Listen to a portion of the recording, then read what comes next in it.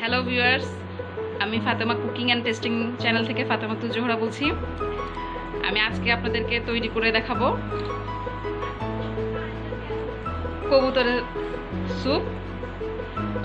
আপনারা চাইলে মুরগি দিয়েও করতে পারেন, কিন্তু আমি আজকে কবুতরের স্যুপ তৈরি করব, কারণ কবুতরটা অনেক বেশি হেলদি। তাহলে চলুন দেখে নেওয়া যাক কবুতরের স্যুপ তৈরি করতে আমাদের কি কি ইনগ্রিডিয়েন্টস লাগবে এবং কিভাবে কবুতরের স্যুপটি তৈরি করা যায়।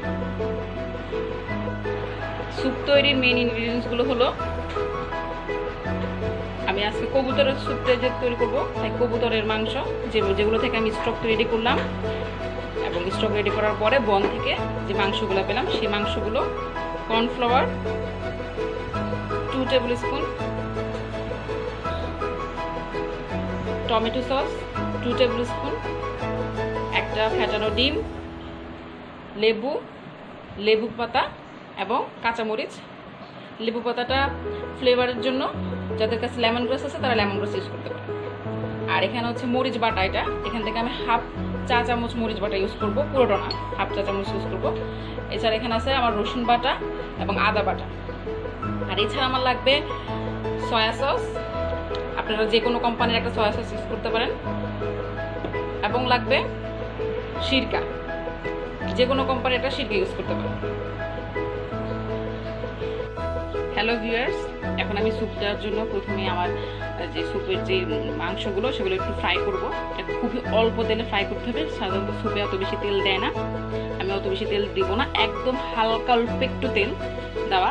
তারপর আমি এখানে দিয়ে দেবো রসুন পেস্ট এবং আদা পেস্ট।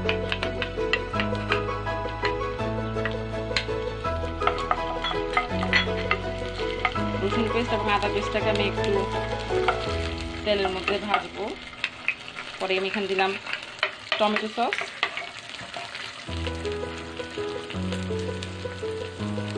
এরপর এখানে দিব মরিচ বাটাটা।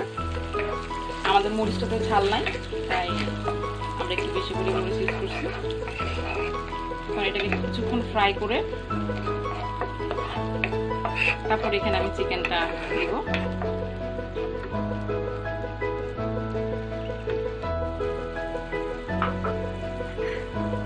এখন আমি এখানে দিয়ে দিব আমি যেহেতু কবুতরের স্যুপ করছি তাই কবুতরের মাংসটা দিয়ে দিচ্ছি এখানে।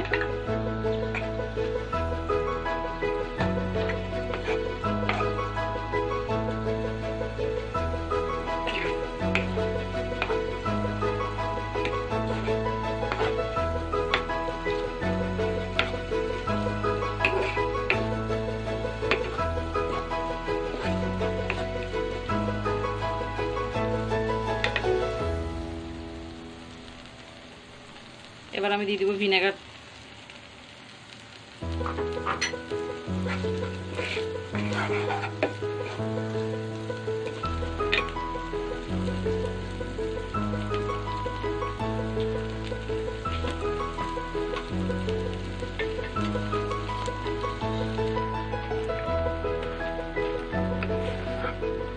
দিয়ে দিচ্ছি লবণ, পরিমাণ মতো লবণ।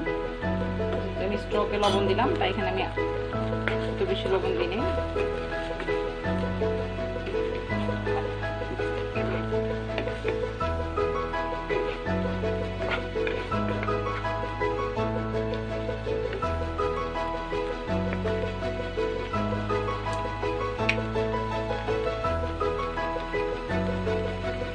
এবার আমি এখানে দেবো soya sauce, 1 table spoon soya sauce,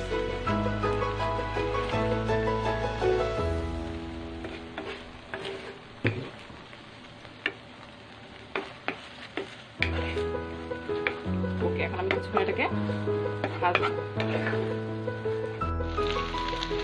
hello viewers, দেখেন আমার ফ্রাইটা অলমোস্ট ডান।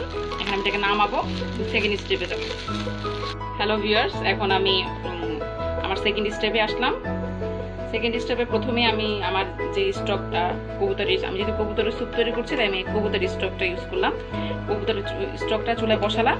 এখন আমি প্রথমে এখানে যে জিনিসটা দিব সেটা হচ্ছে আমার 2 টেবিল স্পুন কর্নফ্লাওয়ার পানিতে গোলানো, 2 টেবিল স্পুন কর্নফ্লাওয়ার পানিতে গুলিয়ে দিয়ে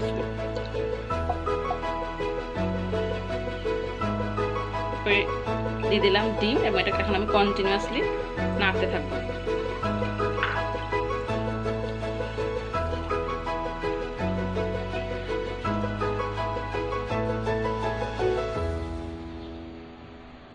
দিয়ে দিচ্ছি আমার সেই ফ্রাই করা কবুতরগুলো একটা একটা করে। এখন অ্যাকচুয়ালি ইনগ্রেডিয়েন্টসগুলো দিব।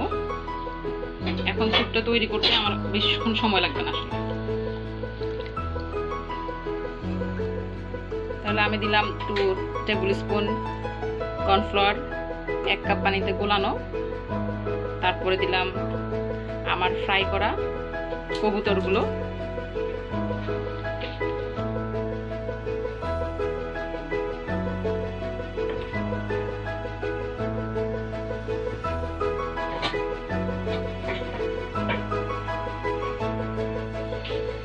এখন আমাদেরকে অপেক্ষা করতে হবে এটা বলক আসা পর্যন্ত।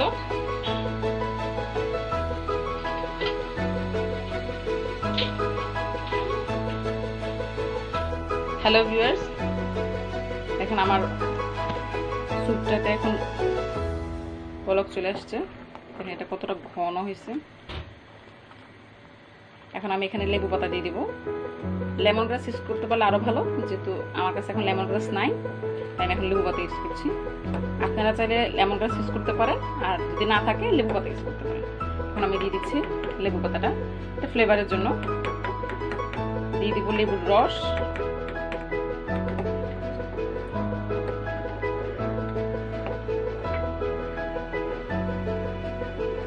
এবং কাঁচামরিচ ইউজ করবো। তবে আমি বলে নিই, কাঁচামরিচের ভিতরে যে বীজগুলো সেগুলো ফেলে তারপর আমি কাঁচামরিচটাকে ইউজ করবো, যেহেতু এটা রুগীর জন্য, তাই জাস্ট একটু ফ্লেভারের জন্য কাঁচামরিচটা দেওয়া।